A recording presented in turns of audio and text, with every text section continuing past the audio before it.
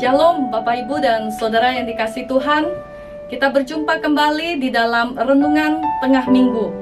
Saudara, pada kesempatan di dalam renungan kali ini, saya rindu untuk boleh berbagi firman Tuhan tentang sebuah tema, yaitu mengenai kemarahan. Dan saya beri judul di dalam renungan ini, layakkah engkau marah? Mari sebelum kita bersama-sama merenungkan satu bagian dalam firman Tuhan, saya ingin mengajak kita semua untuk boleh berdoa. Mari kita bersama-sama berdoa. Bapa, kami bersyukur Engkau selalu memberi kepada kami kesempatan untuk kami boleh belajar dari firman-Mu. Karena kami mengimani bahwa firman Tuhanlah yang mampu untuk boleh menuntun dan memimpin kehidupan kami. Dan kami percaya bahwa tuntunan Tuhan membawa kami kepada jalan kemenangan, satu kemerdekaan, satu kelegaan, sehingga kami boleh merasakan bagaimana hidup yang Tuhan anugerahkan adalah hidup yang sungguh di dalamnya ada rencana Tuhan yang mulia untuk digenapi di dalam kami.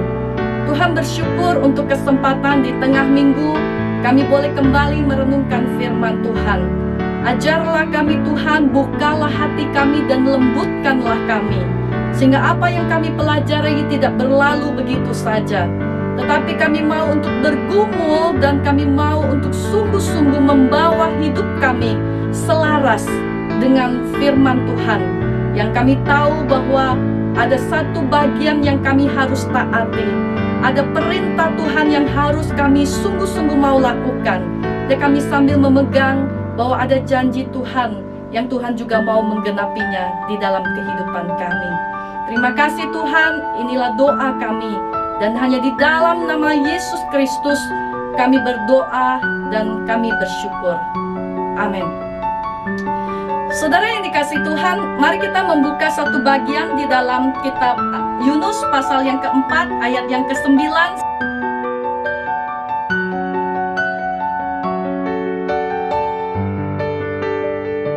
Demikianlah bunyi firman Tuhan.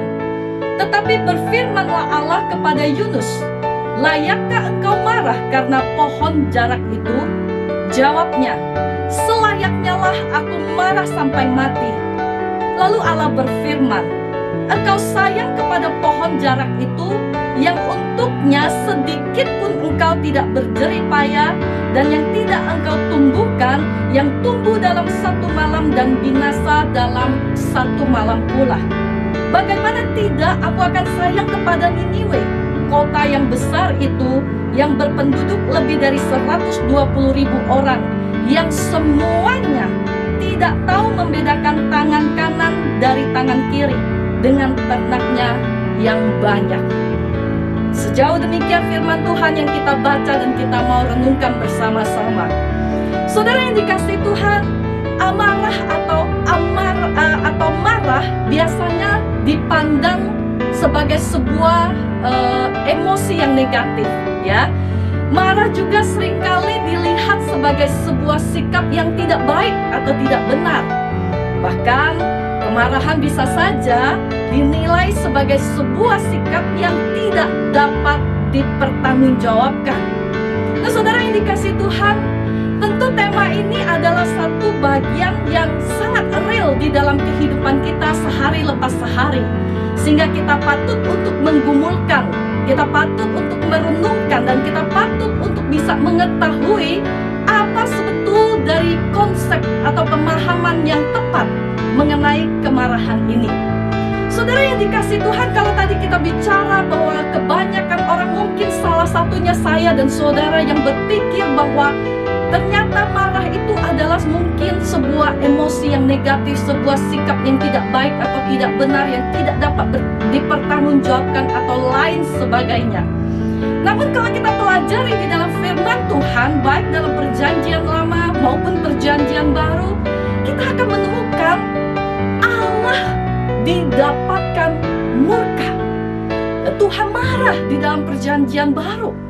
Nah, saudara yang dikasihi Tuhan, fakta ini membuat kita seharusnya lebih kritis untuk boleh berpikir dan merenungkan apakah betul kemarahan itu adalah sebuah hal yang negatif, sebuah hal yang tidak diizinkan. Saudara yang dikasihi Tuhan, sebagai orang-orang yang percaya, kita patut untuk memiliki pemahaman yang benar agar kita mempunyai satu sikap yang tepat terhadap kemarahan.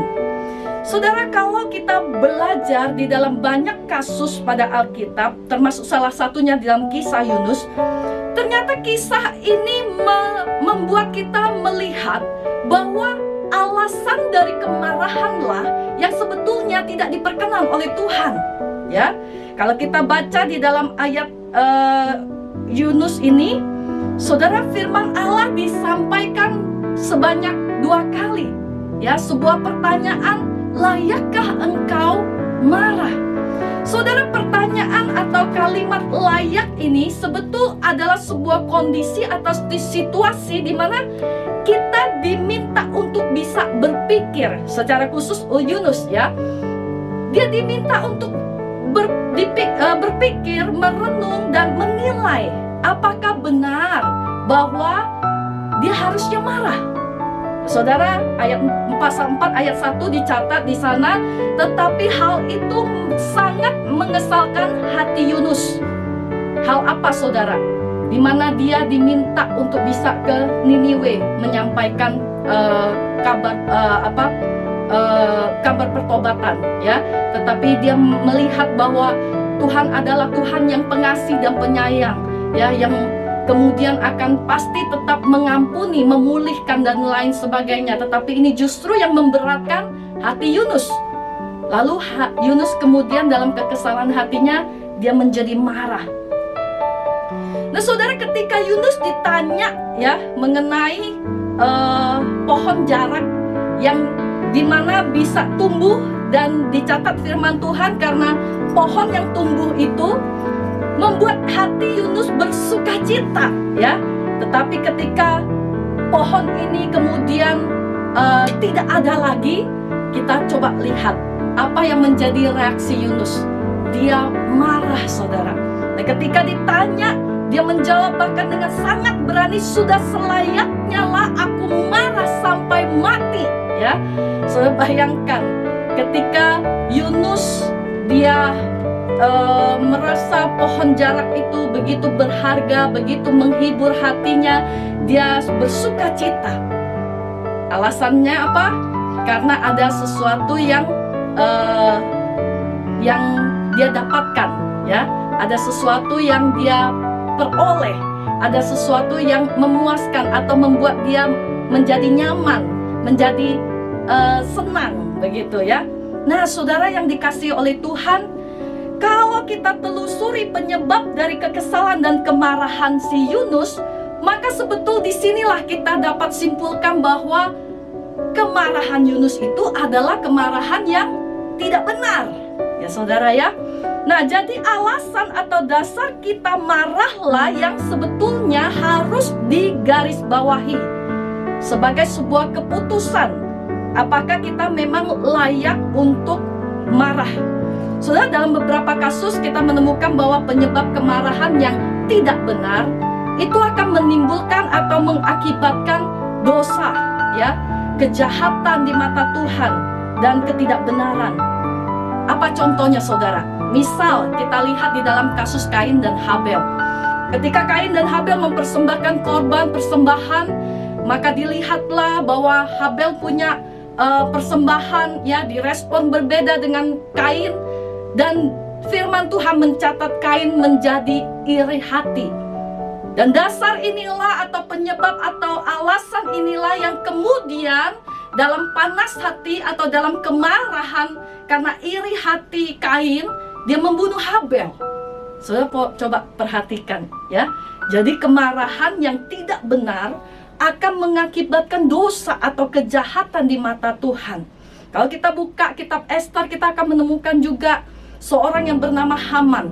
Ketika dia melihat Mordekai tidak bersujud dan berlutut dan menyembah atau memberi penghormatan kepada Haman, di situ Haman menjadi marah, saudara. Panas hati si Haman. Bukan saja dia mau membunuh Mordekai, tetapi dia merasa terhina kalau hanya cuman bunuh Mordekai. Akhirnya dia memutuskan untuk membunuh juga semua bangsa itu. So bayangkan ya, satu kemarahan, satu panas hati yang tidak ada dasar yang benar, maka akan menimbulkan dosa atau kejahatan di mata Tuhan. Maka dari itulah saudara, penting sekali untuk kita memperhatikan bahwa kemarahan itu tidak boleh didasari pada hal yang tidak benar, ya. Kalau kita perhatikan bahwa banyak kisah lain juga di dalam Alkitab, kemarahan yang tidak diperkenan Tuhan itu adalah kemarahan yang dikarenakan keegoan. Ada satu kedagingan, ada hawa nafsu, ataupun kepentingan-kepentingan diri kita yang lain.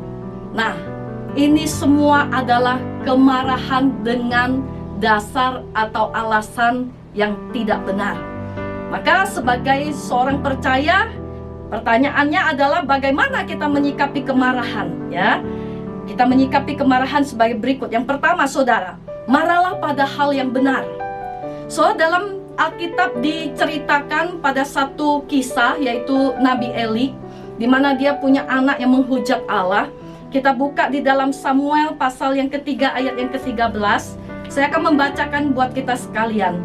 Sebab telah kuberitahukan kepadanya bahwa aku akan menghukum keluarganya untuk selamanya karena dosa yang telah diketahuinya, yaitu bahwa anak-anaknya telah menghujat Allah, tetapi ia tidak memarahi mereka.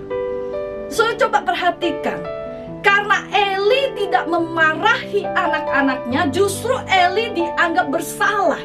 Justru sikap Eli ini membuat kemudian Allah menghukum. Nah, saudara, inilah yang patut kita perhatikan, ya. Marahlah pada hal yang benar. Jadi kalau saudara lihat ada ketidakbenaran, ada ketidakadilan, ada hal-hal yang bertentangan dengan firman Tuhan, marahlah. Bukan berarti marah dengan mencaci maki, marah dengan menjatuhkan, marah dengan hal-hal perbuatan-perbuatan yang membuat kita semakin bertentangan dengan firman Tuhan itu sendiri, bukan saudara. Ya, jadi hal yang kedua, selain kita marah pada hal yang benar, yang kedua itu marahlah dengan memberi pemahaman yang tepat, ya, sebuah pengajaran agar apa yang memang menjadi kemarahan kita itu, yang mempunyai dasar atau alasan landasan yang benar itu diketahui oleh orang yang mendapat menerima, ya, yang kita marah istilahnya, ya. Di situ mereka bisa tahu apa yang seharusnya dilakukan ketika kita marah. Saudara, misalnya Tuhan Yesus, ketika dalam perjanjian baru dicatat dia datang ke bait Tuhan, dia lihat bahwa di dalam bait Allah itu ada banyak orang-orang yang berdagang, ya. Mereka lalu dengan sangat bebas sekali menggunakan atau memfungsikan dengan salah apa yang dimaksud atau apa yang menjadi tujuan seharusnya dari adanya bait Allah itu. So, coba kita perhatikan apa yang Yesus lakukan pada saat itu. Yesus menjungkir balikan semua meja penukar-penukar uang. Dia menyatakan kemarahannya. Tetapi saudara perhatikan, di sana Yesus mengucapkan bahwa di dalam rumah Bapakku ini akan jadi rumah doa. Ya, di sini dia mengucapkan hal-hal yang kita tahu di dalamnya mengandung pengajaran, supaya orang-orang yang melihat kemarahannya memiliki satu pemahaman yang tepat atas kesalahan mereka, atas kekeliruan yang mereka lakukan, sehingga adanya pertobatan, adanya perubahan, adanya transformasi hidup. Nah, inilah yang dimaksud kemarahan yang tepat. Saudara, kalau kita baca di dalam kisah waktu Yesus marah ini, di sana dicatat bahwa banyak sekali orang yang kemudian percaya, ya. Kenapa? Mereka takjub dengan apa yang diucapkan Yesus. Mereka melihat, ya, apa yang diucapkannya itu adalah benar adanya, dan itu mengubahkan hidup mereka. Nah, saudara yang dikasihi oleh Tuhan, inilah hal yang patut kita pikir, renung, dan gumulkan baik-baik. Kemarahan itu bukan sebuah kesempatan untuk kita menumpahkan atau melampiaskan ya hawa nafsu kita, kedagingan kita. Kita hanya dengan cara membabi buta untuk hanya supaya sekadar orang tahu bahwa kita tidak senang, kita marah, kita tidak suka. Bukan, saudara. Dalam kesempatan kita marah, sebetulnya kita harus sedang mengajar, memberikan pemahaman yang benar, supaya kepada orang-orang demikian terjadi sebuah kehidupan yang sesuai. Nah, saudara, seringkali mungkin kita melihat atau bahkan kita sendiri melakukan. Kita marah-marah tak jelas dengan dasar atau alasan yang tidak dapat dipertanggungjawabkan, ya. Kita mengeluarkan kata-kata yang sia-sia, bahkan kata-kata kotor mungkin di dalam kemarahan itu. Wow, saudara, tentu ini bukan yang dimaksud dengan kemarahan yang benar, ya. Walaupun mungkin bagi kita punya alasan untuk marah, tetapi sorry, sebentar. Mari kita rendahkan hati kita mundur sejenak untuk berdiam diri, mengambil waktu bersama Tuhan. Kita berpikir apakah memang betul ada sesuatu yang harus kita responi dengan kemarahan. Kalaupun iya, saudara harus ingat, kemarahan pun harus dilakukan dengan benar. Nah, saudara yang dikasihi oleh Tuhan, maka dari itulah hari ini ketika mungkin saya dan saudara ada di antara orang-orang yang bergumul tentang kemarahan, ingatlah bahwa yang pertama, kemarahan itu bukan sebuah luapan emosi yang harus ditumpahkan tanpa ada dasar, ya, tanpa ada upaya untuk dilakukan dengan benar. Jadi ingat, saudara, kalaupun marah, kita harus berdiam diri sejenak, ya. Kitab Mazmur, Amsal banyak sekali mencatat bagaimana hikmat Tuhan mengajar kepada kita. Kita diam, kita berdoa, kita merenung, bergumul, dan lain sebagainya.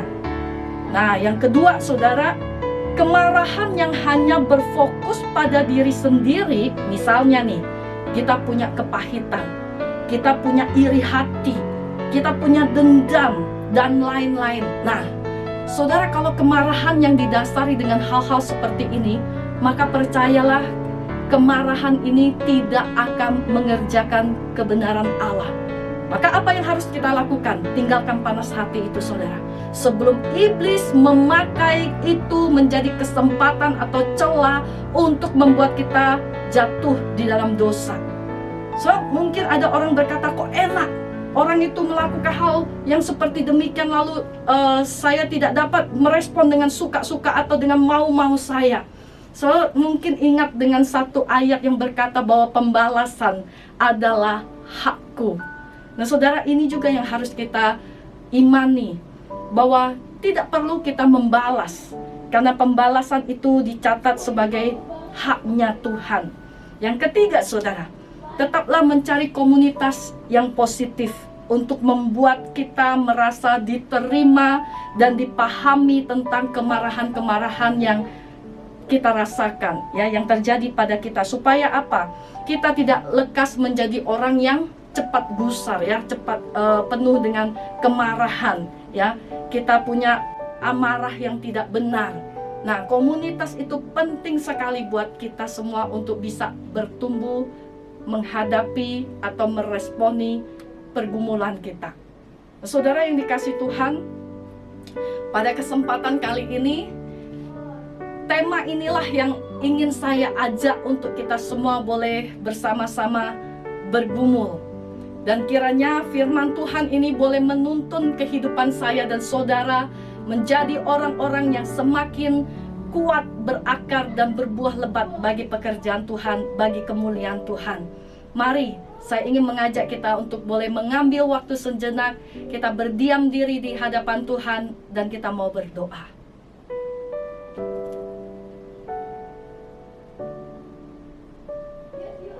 Bapa di dalam sorga, kami bersyukur Engkau mengajar kepada kami sebuah kebenaran, bahwa apapun yang kami lakukan harus dilakukan dengan dasar atau alasan yang seturut dengan kehendak-Mu. Maka dari sinilah kami tidak mendapatkan bahwa Tuhan adalah Tuhan yang sembarangan. Tuhan adalah Tuhan yang membingungkan. Tuhan adalah Tuhan yang tidak mampu untuk memberi kepada kami pengertian yang benar atau yang tepat. Maka kami sangat bersyukur memiliki Allah yang begitu jelas, Allah yang dapat kami pahami dengan keterbatasan kami, walaupun tidak secara sempurna, tetapi setidaknya apa yang kami dapat pahami, apa yang dapat kami mengerti, itu cukup untuk menuntun kehidupan kami. Tuhan, kalau hari ini ada di antara kami yang mendengar dan merenungkan bagian firman Tuhan ini, kami terusik dengan firman ini Tuhan. Biarlah kiranya Tuhan menuntun hati kami, dan Tuhan yang membuat kepada kami satu penyerahan diri untuk kami mau bergumul bersama-sama dengan kebenaran Tuhan, untuk kami mau menyerahkan diri dipakai sebagai alat atau senjata kebenaran di dalam Tuhan. Kami tahu Tuhan bahwa ada begitu banyak hal yang dapat membuat kami memiliki emosi, kemarahan, dan hal-hal lainnya yang di sana Tuhan kami tahu ada ketidakbenaran yang dapat terjadi ketika kami merespon dengan tidak benar.